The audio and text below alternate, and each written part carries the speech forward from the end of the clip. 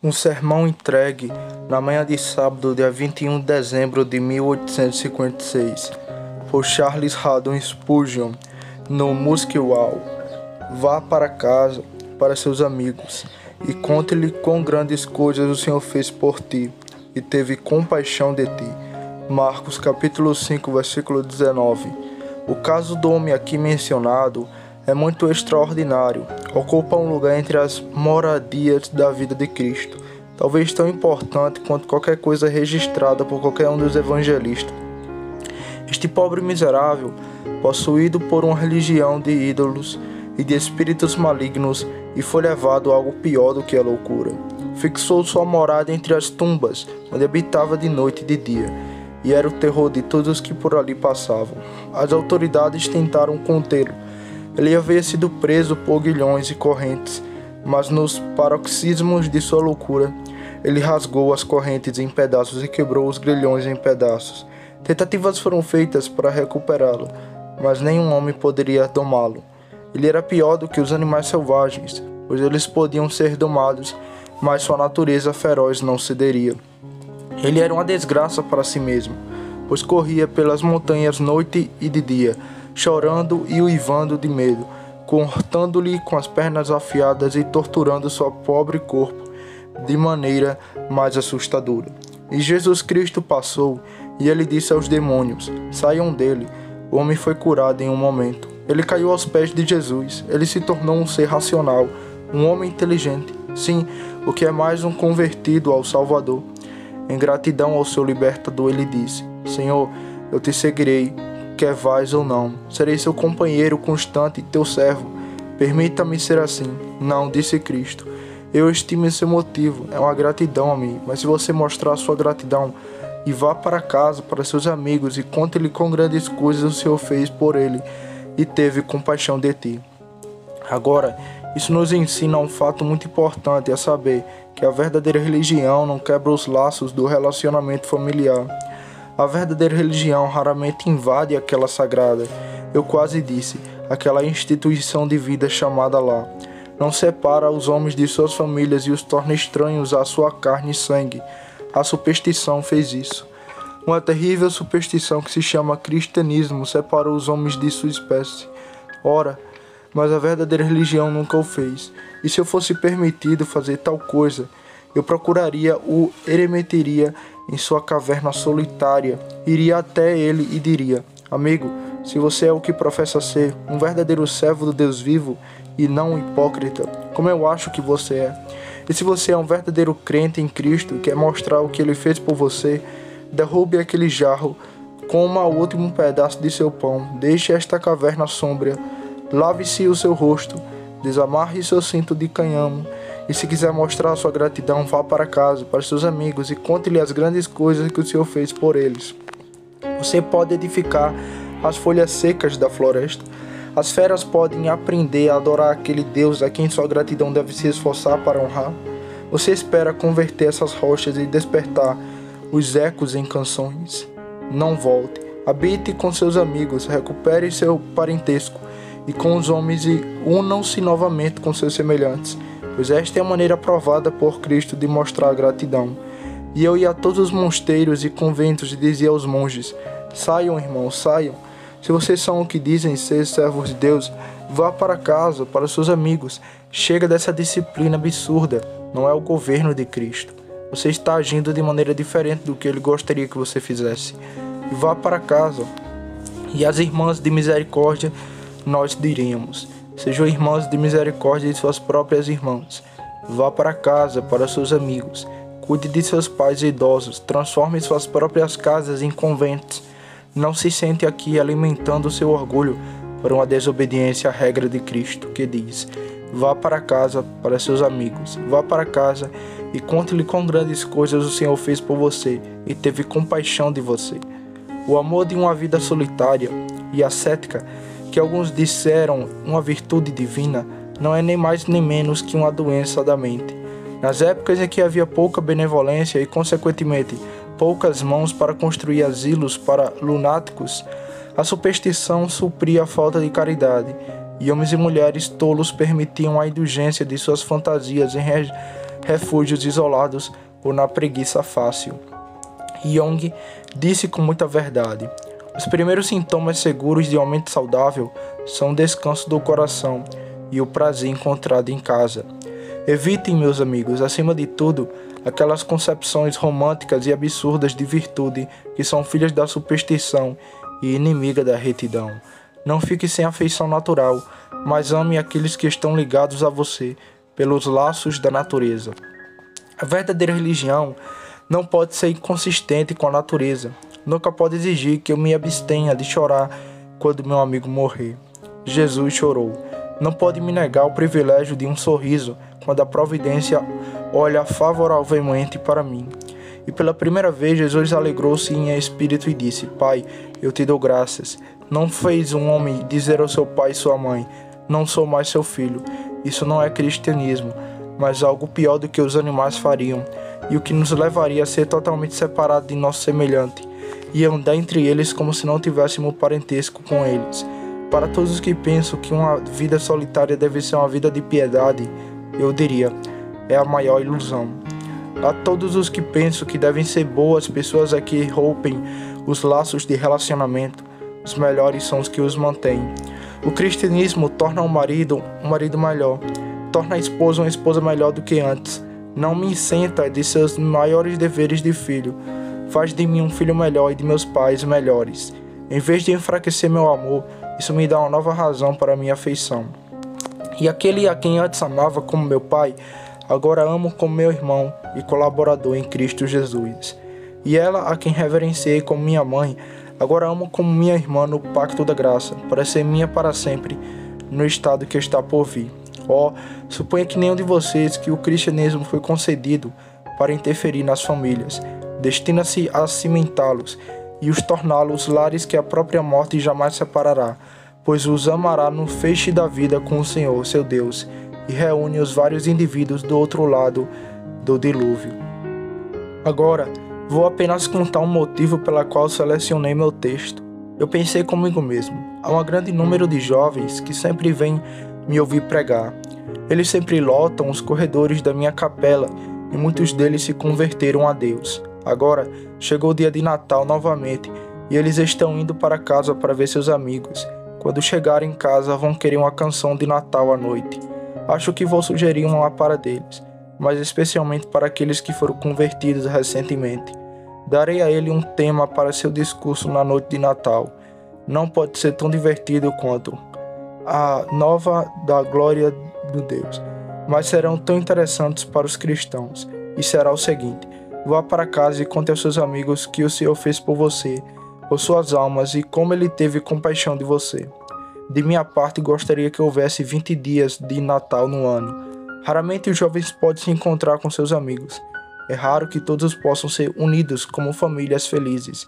E embora eu não tenha respeito pela observância religiosa do dia, ainda assim eu amo como a instituição familiar, como um dos dias mais brilhantes da Inglaterra, o grande sábado do ano, quando o araudo descansa em seu suco, quando o barulho dos negócios é abafado, quando o mecânico e o trabalhador saem para se refrescar no verde revaldo da terra alegre.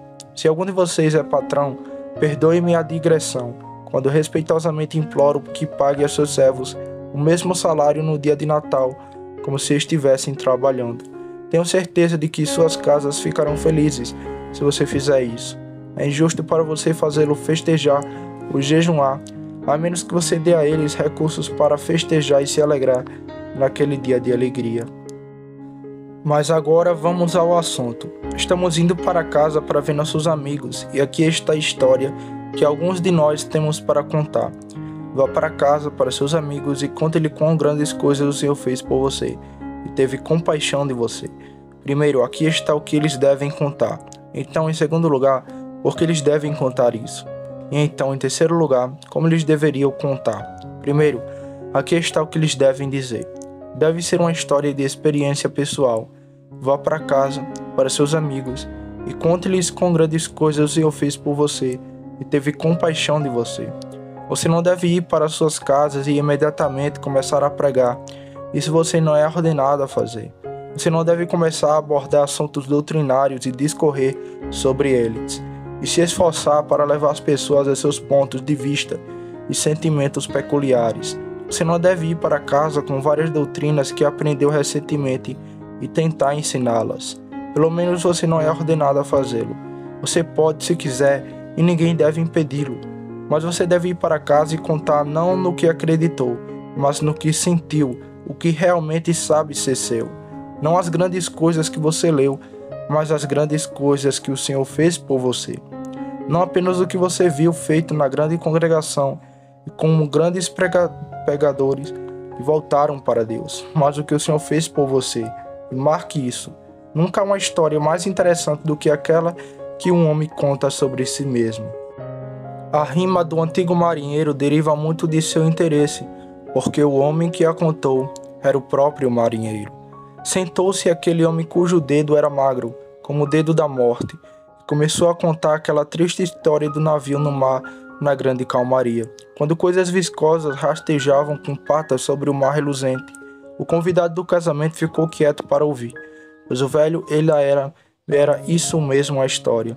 Há sempre o grande interesse despertado por uma narrativa pessoal. Virgílio, o poeta, sabia disso, e portanto ele sabiamente fez Enéas contar sua própria história, e o faz começar dizendo, na qual eu também tive uma grande parte. Então, se você interessar a seus amigos, diga a eles o que você sentiu.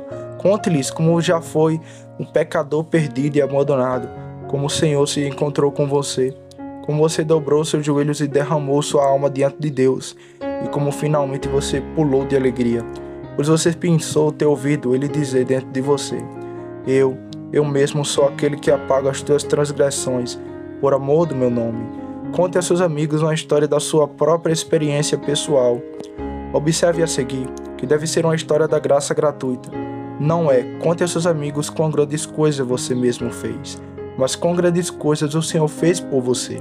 O homem que sempre enfatiza o livre-arbítrio e o poder da criatura, mas nega as doutrinas da graça, invariavelmente mistura muito do que ele mesmo faz ao contar sua experiência. Mas o crente na graça gratuita, que mantém as grandes verdades cardeais do Evangelho, ignora isso e declara, vou contar o que o Senhor fez por mim. É verdade que devo contar como fui levado a orar pela primeira vez, mas vou contar assim. A graça me ensinou a minha alma a orar. A graça fez meus olhos transbordarem. É verdade, devo dizer em quantos problemas e provações Deus tem estado comigo, mas vou dizer assim, foi a graça que me manteve até hoje e não me deixaria ir. Ele não diz nada sobre suas próprias ações, desejos, orações ou buscas, mas atribui tudo ao amor e à graça do grande Deus que olha para os pecadores com amor e os torna seus filhos, herdeiros da vida eterna. Vá para casa, jovem, e conte a história do pobre pecador. Vá para casa, abra o seu diário e conte a seus amigos a história da graça. Conte-lhes sobre as poderosas obras da mão de Deus que Ele operou em você a partir de seu próprio amor livre, soberano e imerecido. Faça disso uma história da graça gratuita em torno do fogo de sua família. Em segundo lugar, a história desse pobre homem era uma história grata. Sei que foi grato porque o homem disse, eu te direi quão grandes coisas o fez por mim. E sem querer fazer um contradilho nem um pouco, posso observar que um homem que é grato está sempre cheio de grandeza da misericórdia que Deus lhe mostrou. Ele sempre pensa que o que Deus fez por ele é imensamente bom e supramente grande. Talvez quando você estiver contando a história, um de seus amigos dirá, e daí? E sua resposta será, pode não ser uma grande coisa para você, mas é uma grande coisa para mim. Você diz que é pouco se arrepender, mas eu não achei isso. É uma coisa muito grande e preciosa ser levado a reconhecer que sou um pecador e confessá-lo. Você diz que é uma coisa pequena ter encontrado um Salvador. Olhe no rosto e diga, se você também o tivesse encontrado, não acharia pouco. Você acha pouco que eu tenha perdido o fardo das minhas costas, mas se você tivesse sofrido com ele e sentido o seu peso, como eu por muitos anos, você pensaria que não é pouca coisa ser emancipado e livre, através de uma visão da cruz. Diga-lhe que é uma grande história, e se eles não puderem ver sua grandeza, derrame lágrimas e conte a ele com grande seriedade. E espero que ele seja levado a acreditar que você pelo menos está grato, se eles não estiverem. Que Deus conceda que você possa contar uma história grata. Nenhuma história vale mais a pena ser ouvida do que um conto de gratidão. E finalmente, sobre este ponto, deve ser uma história contada por um pobre pecador que sente que não mereceu o que recebeu, como ele teve compaixão de ti. Não foi um mero ato de bondade, mas um ato de livre compaixão para com alguém que estava na miséria. Eu ouvi homens contarem a história de sua conversão e de sua vida espiritual, e de tal maneira que meu coração detestou e sua história também, pois eles contaram seus pecados como se eles estivessem se gabando da grandeza de seus crimes. E eles mencionaram o amor de Deus não com uma lágrima de gratidão, não com a simples ação de graça do coração realmente humilde, mas como se eles se exaltassem tanto quanto exaltassem a Deus.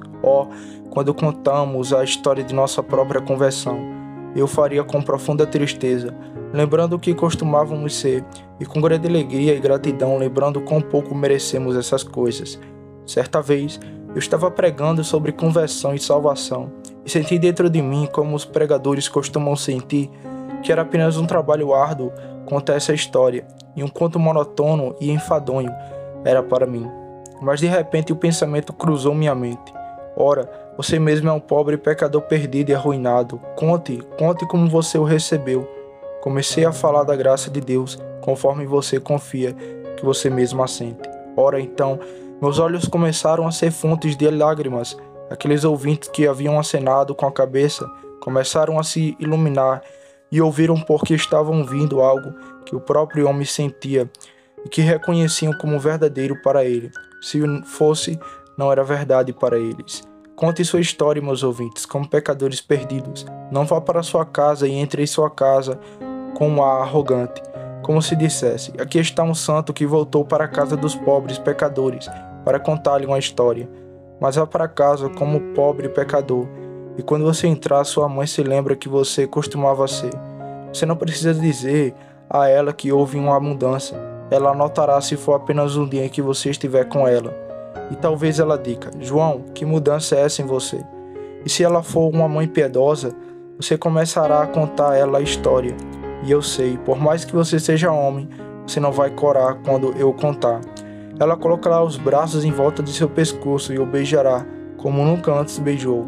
Pois você é seu filho nascido 2 vezes, dela, de quem ela nunca se separará, mesmo que a própria morte o separe por um breve momento.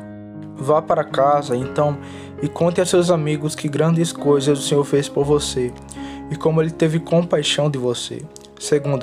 Mas agora em segundo lugar, por que devemos contar essa história? Pois ouço muitos da minha congregação dizerem: Senhor, eu poderia contar essa história a qualquer um antes de meus amigos.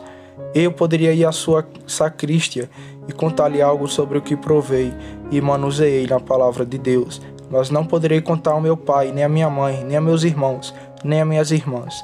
E venha então, vou tentar e argumentar com você para induzi-lo a fazê-lo, para que eu possa mandá-lo para casa neste dia de Natal, para ser missionário nas localidades a que você pertence e ser o verdadeiro pregador, embora você não seja de nome.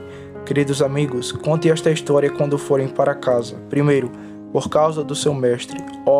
Eu sei que você o ama, tenho certeza que sim. Se você tiver provas de que ele o amou, você nunca pode pensar no Getsemane, em seu suor sangrento, em Getsemane, nas costas mutiladas de Cristo, e folado pelo chicote, que você nunca pode pensar no Calvário e em suas mãos e pés furados e sem amá-lo. E é um forte argumento quando eu digo a você, pelo amor dele que tanto te amou, vá para casa e conte isso. O que você acha que podemos ter feito tanto por nós e ainda não contar? Nossos filhos, se algo deve ser feito por eles, não demoram muitos minutos antes de dizerem a toda a companhia: tal pessoa me deu tal presente e me concedeu tal e tal favor. E deveriam os filhos de Deus hesitar em declarar como foram salvos quando seus pés correram para o inferno, e como a misericórdia redentora os arrebatou como brasas de fogo? Você ama Jesus, jovem? Eu coloco para você então. Você se recusará a contar a história de seu amor por você? Devem seus lábios ficar mudos quando sua honra está em causa? Você não vai, onde quer que vá, falar do Deus que o amou e morreu por você? Este pobre homem, dizem, partiu e começou a publicar, e quão grandes coisas Jesus lhe fizera, e todos os homens se maravilharam, assim como você. Se Cristo fez muito por você, não vou poder evitar, você deve contar. Meu estimado amigo, o Sr. Onoken, o ministro na Alemanha, disse-nos na última segunda-feira à noite que assim que ele se converteu, o primeiro impulso de sua alma recém-nascida foi fazer o bem aos outros. E onde ele deveria fazer esse bem, ele pensou que iria fazer para a Alemanha. Era sua própria terra natal e ele pensou que ordem era: vá para casa para seus amigos e contem a eles. Bem, não havia um único batista em toda a Alemanha, nem ninguém com quem ele pudesse simpatizar, pois os luteranos se desviaram da fé de Lutero e se afastaram da verdade de Deus. Mas ele foi lá e pregou, e agora tem 70 ou 80 igrejas estabelecidas no continente. O que levou a fazer isso? Nada além do amor por seu mestre, que havia feito tanto por ele que poderia forçá-lo a ir e contar a seus parentes a maravilhosa história da bondade divina. Mas em segundo lugar, seus amigos são piedosos, então vá para casa e conte a eles a fim de alegrar seus corações. Recebi ontem à noite uma pequena epístola escrita com a mão térmula por alguém que já passou da idade natural do homem, morando no condado de Essex. Seu filho sobre Deus foi convertido a ouvir a palavra pregada, e o bom homem não poderia deixar de escrever ao ministro, agradecendo-lhe e abençoando acima de tudo o seu Deus, que seu filho havia sido regenerado. Senhor, começa ele. O velho rebelde escreve para lhe agradecer, e sobretudo para agradecer ao seu Deus que seu querido filho se converteu. E vou valorizar essa epístola. Continua dizendo: vá em frente e o Senhor te abençoe. E houve outro caso que ouvi há algum tempo, que uma jovem foi para a casa dos pais e quando a mãe a viu disse: pronto, se o ministro tivesse me apresentado com toda Londres, eu não teria pensado tanto nisso quanto nisso. Pensar que você realmente se tornou uma personagem mudado e está vivendo no temor de Deus.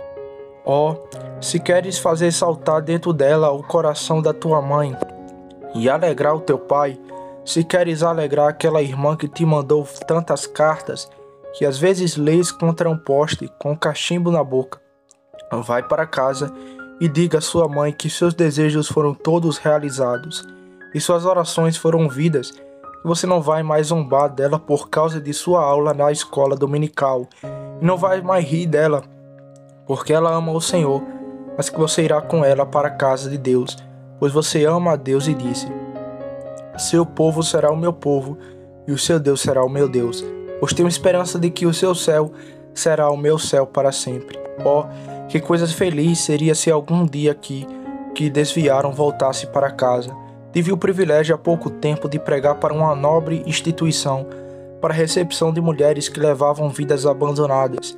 E antes de pregar o sermão, orei a Deus para abençoá-lo. E no sermão impresso você notará que, no final, há um relato de 2 pessoas que foram abençoadas por aquele sermão e restauradas. Agora deixe-me contar uma história do que aconteceu uma vez com o Sr. Vanderkinks, um missionário da cidade que labuta a noite toda para fazer o bem nessa obra grande. Houve um tumulto de bêbados na rua, e ele se colocou entre os homens para separá-los e disse algo a uma mulher que estava ali sobre como era terrível que os homens fossem intemperantes. Ele caminhou com ele um pouco, e ele com ela começou a contar-lhe uma história de infortúnio e pecado também, como ela havia sido atraída para longe da casa de seus pais, em Sormiston-Green, e trazida aqui para o bem de sua alma. Ela a levou para casa com ele, ensinou-lhe o temor e o amor de Cristo. E qual foi a primeira coisa que ela fez quando voltou aos caminhos da piedade e descobriu que Cristo era o Salvador do pecador? Ela disse: agora devo ir para casa para meus amigos. Escreveram para seus amigos, eles vieram encontrá-la na estação de Brixton, e você mal pode imaginar como foi um encontro feliz. O pai e a mãe haviam perdido a filha e nunca ouviram falar dela, e lá estava ela, trazida de volta pela agenda desta instituição, o dormitório feminino de Londres, e devolvida ao seio de sua família. Ah, existe alguém assim aqui. Eu não sei, entre tal multidão pode haver tal pessoa. Mulher, você se afastou de sua família? Você o deixou por muito tempo? Vá para casa, para seus amigos. Eu imploro, antes que seu pai cambaleie para o túmulo, e antes que seus cabelos grisalhos de sua mãe durmam no travesseiro branco como a neve de seu caixão. Volte, eu imploro. Diga a ela que você é penitente. Diga a ela que Deus se encontrou com você, que o jovem ministro disse: volte para seus amigos. E se assim for, não vou corar por ter tido essas coisas. Embora você possa pensar que eu não deveria tê-la mencionado, pois se eu puder ganhar uma dessas almas, bendirei a Deus por toda a eternidade. E vá para casa para seus amigos, vá para casa e conte-lhe quão grandes coisas o Senhor fez por você. Você não pode imaginar a cena, quando o pobre e endemoniado mencionando e seu texto foi para casa, ele tinha sido louco, delirante. E quando ele veio e bateu na porta, você não acha que viu seus amigos gritando uns para os outros, assustado? Oh, lá está ele de novo, e a mãe correndo, escada acima e trancando todas as portas, porque seu filho voltou, ele estava delirando, e os pequeninos chorando porque sabiam que ele tinha sido antes, como ele se cortou com pedras porque estava possuído por demônio. E você consegue imaginar a alegria dele quando o homem disse: Mãe, Jesus Cristo me curou, deixe-me entrar, não sou nenhum lunático agora. Quando o pai abriu a porta, ele disse: Pai, não sou o que era, todos os espíritos malignos se foram. Não viverei mais nas tumbas. Quero contar a vocês como um homem glorioso que operou minha libertação realizou um milagre. Como ele me disse aos demônios: Retirai-vos dele. E eles desceram um declive no mar, e voltei para casa curado e salvo. Oh, se tal pessoa possuída pelo pecado estivesse aqui esta manhã, e fosse para casa para seus amigos para contar-lhes sobre sua libertação, penso que a cena seria um pouco semelhante. Mais uma vez, queridos amigos, eu ouço um de vocês dizer: Ah, Senhor, se Deus quisesse eu poderia ir para a casa de meus amigos piedosos, mas quando vou para casa, vou para o pior dos lugares, pois minha casa está entre aqueles que nunca conheciam a Deus e consequentemente nunca oraram por mim e nunca me ensinaram nada sobre o céu. Bem, jovem, vá para casa para seus amigos. Se eles são tão ruins, eles são seus amigos. Às vezes me encontro com jovens que desejam filiar-se à igreja e dizem, quando eu lhe pergunto sobre seu pai: Ó Senhor, estou separado de meu pai. Então eu digo: jovem, você pode simplesmente ir ver seu pai antes que eu tenha qualquer coisa a ver com você. Se você estiver de má vontade com seu pai e sua mãe, eu não o receberei na igreja. Se eles são tão ruins, eles ainda são seus pais. Vá para casa e diga, não para alegrá-los, pois muito provavelmente ficarão zangados com você, mas diga-lhe para a salvação de suas almas.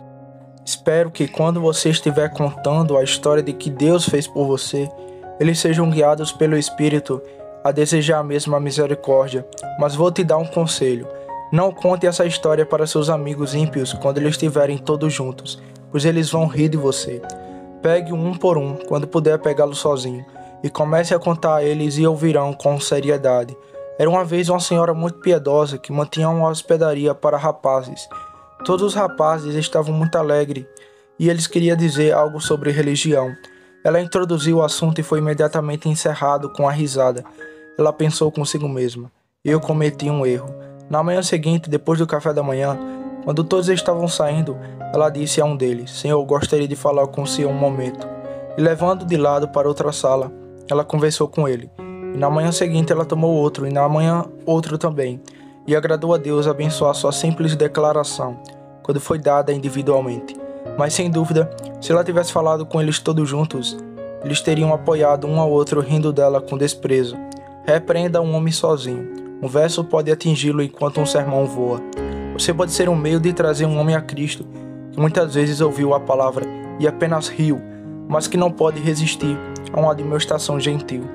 Em um dos estados da América, havia um infiel que era um grande desprezador de Deus, um odiador do sábado e de todas as instituições religiosas. O que faz com ele, os ministros não sabiam. Eles se reuniam e oravam por ele, mas entre os demais, um ancião resolveu passar muito tempo em oração pelo homem. Depois disso, ele montou a cavalo, foi até a forja do homem, pois ele era ferreiro. Ele desceu seu cavalo de lado e disse: Vizinho, estou muito preocupado com a salvação de sua alma. Eu lhe digo que oro dia e noite pela salvação da sua alma. Ele o deixou e voltou para casa em seu cavalo. O homem entrou em casa depois de 2 minutos e disse a alguns de seus amigos fiéis: Aqui está um novo argumento. Aqui está o ancião que esteve aqui. Ele não contestou e nunca disse uma palavra para mim, exceto esta: Eu digo, estou muito preocupado com sua alma. Eu não posso suportar que você esteja perdido. Oh, aquele sujeito, eu não posso responder a ele. E as lágrimas começaram a rolar pelo seu rosto. E foi até a esposa e disse: Não consigo entender. Nunca me importei com minha alma, mas aqui está um ancião que não tem nenhuma ligação comigo, mas sempre ri dele. E ele veio 5 milhas esta manhã a cavalo, apenas para me dizer que está preocupado com minha salvação. Depois de um tempo, ele pensou que era hora de se preocupar com sua salvação também. Ele entrou, fechou a porta, começou a orar e no dia seguinte estava na casa do ancião dizendo que ele estava preocupado com sua salvação e pedindo-lhe que dissesse o que deveria fazer para ser salvo. Para que Deus eterno possa fazer uso de alguns dos presentes agora da mesma maneira, para que sejam induzidos a contar aos outros que querido Salvador eles encontraram, apontar para seu sangue redentor, eis o caminho para Deus. Terceiro, não vou detê-lo por muito mais tempo, mas há um terceiro ponto sobre a qual devemos ser muito breves. Como essa história deve ser contada? Primeiro, diga com sinceridade, não conte mais do que você sabe. Não conte a experiência de John Bunyan quando você deveria contar a sua. Não diga à sua mãe que você o sentiu, ou que apenas Rutherford sentiu. Diga a ela apenas a verdade. Conte sua experiência com sinceridade, pois talvez a única mosca no pote de pomada estrague. Uma declaração que você faça que não seja verdadeira pode arruinar tudo. Conte a história com sinceridade e em seguida diga muito humildemente: eu já disse isso antes. Não se intrometa com aqueles que são mais velhos e sabem mais, mas conte sua história com humildade, não como pregador, não como escanteiro, mas como amigos e como filho. Em seguida, conte com muita seriedade. Deixe-o ver que você quer dizer isso. Não fale sobre religião levianamente. Você não fará nenhum bem se o fizer. Não faça trocadilhos com os textos. Não cite as escrituras por meio de piadas. Se o fizer, você pode falar até ficar burro. Você não fará nenhum bem se, no mínimo grau, der a eles a oportunidade de rir, rindo de coisa sagrada. Diga isso com muita sinceridade, e então conte com muita devoção. Não tente contar sua história ao homem, até que você a tenha contado primeiro a Deus. E quando você estiver em casa no dia de Natal, não deixe ninguém ver seu rosto até que Deus o veja. Levante-se de manhã, lute com Deus. Se seus amigos não são convertidos, lute com Deus por ele. Então você achará fácil o trabalho de lutar com eles por Deus. E procure, se puder, pegá-lo um a um e contar-lhe a história. Não tenha medo, pense apenas no bem que você pode fazer. Lembre-se, aquele que salva uma alma da morte cobriu uma multidão de pecados e terá estrelas em sua coroa para todo sempre. Procure estar sobre Deus, salvadores em sua família, para ser meio de conduzir seus próprios irmãos e irmãs amados a buscar e encontrar o Senhor Jesus Cristo. E então, no dia quando vocês se encontrarem no paraíso, será uma alegria e bem-aventurança pensar que você está lá e que seus amigos também estão, a quem Deus terá feito de você um instrumento de salvação. Deixe sua confiança no Espírito Santo ser completa e honesta. Não confie em si mesmo, mas não tema confiar nele. Ele pode lhe dar palavras, ele pode aplicar essas palavras ao coração deles e assim capacitá-lo a ministrar graça aos ouvintes. Fechar com um breve, creio agradável e reviravolta para lhe sugerir outro sentido. Em breve, queridos amigos, muito em breve, com alguns de nós o mestre dirá: vá para casa, para seus amigos. Você sabe onde fica a casa. Está acima das estrelas, onde moram nossos melhores amigos, nossos parentes, onde Deus nosso Salvador reina. Aquele homem de cabelos grisalhos enterrou todos seus inimigos, e ele disse: eu irei até ele, mas eles não voltarão para mim. Logo seu mestre dirá: você já teve o suficiente de ficar aqui neste vale de lágrimas. Vá para casa, para seus amigos. Ó honra feliz, ó abençoado momento em que essa será a palavra. Vá para casa, para seus amigos. E quando formos para casa, para nossos amigos no paraíso, o que faremos? Primeiro iremos para aquele assento abençoado onde Jesus está sentado. Tiraremos nossa coroa e a lançaremos aos seus pés, e o coroaremos Senhor de tudo. Quando tiver feito isso, qual será nosso próximo emprego? Ora, contaremos aos abençoados no céu que o Senhor fez por nós e como Ele teve compaixão de nós. E tal história será contada no céu. Será esse o conto de Natal dos anjos? Sim, será. Já foi publicado lá antes e não se envergonhe de contá-lo novamente.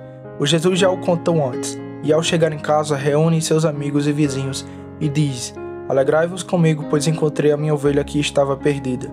E você, pobre ovelha, quando for reunida, não contará com seu pastor. Procurou você. Como ele o encontrou?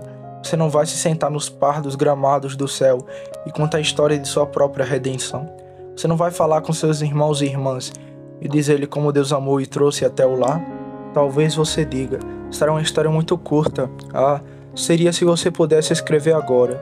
Um pequeno livro pode ser toda a sua biografia, mas lá em cima, quando sua memória for ampliada, quando sua paixão for purificada e seu entendimento claro, você descobrirá que o que era apenas um folheto na terra será um enorme volume no céu.